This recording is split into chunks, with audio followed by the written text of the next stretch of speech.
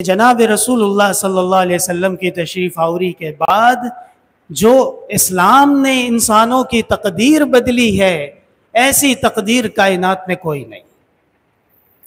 اور پھر ہم نے ان سے عرض کیا کہ وہ ہر بات میں ہمیں ملاتے تھے یہود اور نصارہ کے ساتھ، کیونکہ جب ایک غیر مذہب والا آدمی ہے وہ مذہب کی بات کرے گا تو وہ اسلام کا بھی ذکر کرتے تھے اور جوڈیزم کا بھی کرتے تھے اور کرسچینٹی یعنی نصرانیت کا بھی ذکر ساتھ میں کر دیتے۔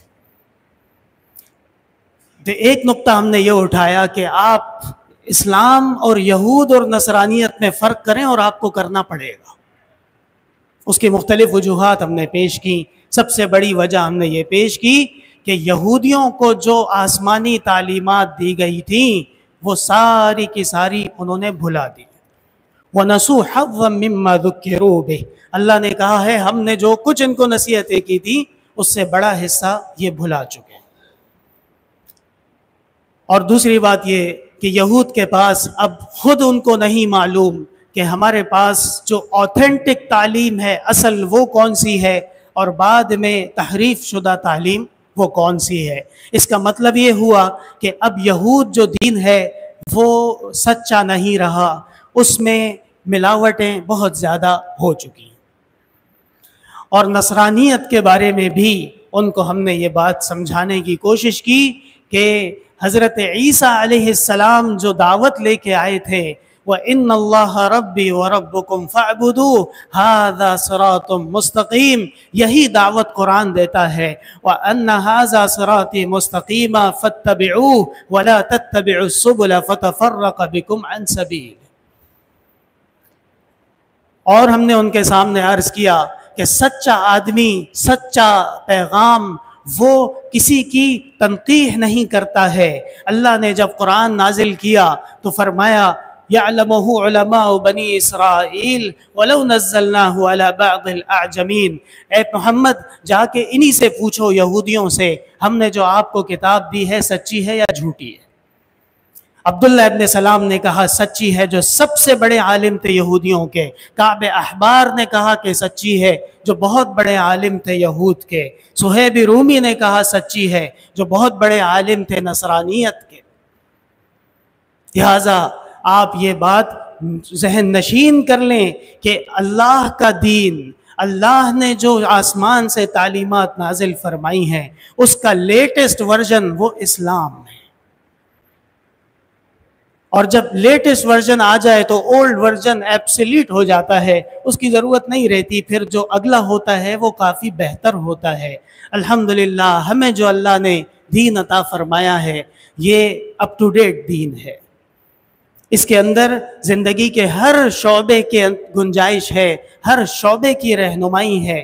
اور پھر میں نے ان سے کہا کہ میرے محترم بھائیوں، اسلام کے کچھ مزایا پہ آپ حضرات توجہ ڈالیے۔ اسلام کے اندر قتل ممنوع ہے۔ لوگ بڑے ڈرتے ہیں، او جی یہ مسلمان سر کاٹ دیتے ہیں۔ ارے بھائی سر اس کا کاٹا جاتا ہے جس کا سر کاٹنا معاشرے کی سلامتی کے لیے لازم ہے۔ وہ خود سزائے موت دیتے ہیں اور بڑے شوق سے دیتے ہیں۔ کرپشن کی سزا وہاں پہ سزائے موت ہے اور بڑی خطرناک، چند مہینوں میں فیصلہ کر دیتے ہیں۔ مجال نہیں کسی کی کہ کوئی الٹا سیدھا کام تو کرے۔ میں نے کہا جب سختی ہوتی ہے تو اس کے نتائج آپ کو بھی نظر آ رہے ہیں، اور اگر ہم ان قوانین پہ عمل کر لیں تو خدا کی قسم کسی کی ہمت نہ ہو کہ بری نظر سے کسی کو دیکھے۔ اسلام کے اندر چور کی سزا ہاتھ کاٹنا ہے، اس لیے کہ وہ عبرت کا نشان بنے اور معاشرے کو یہ بات معلوم ہو جائے کہ کسی اور کا مال یو نیور ٹچ اٹ، اگر ٹچ کیا تمہاری خیر نہیں۔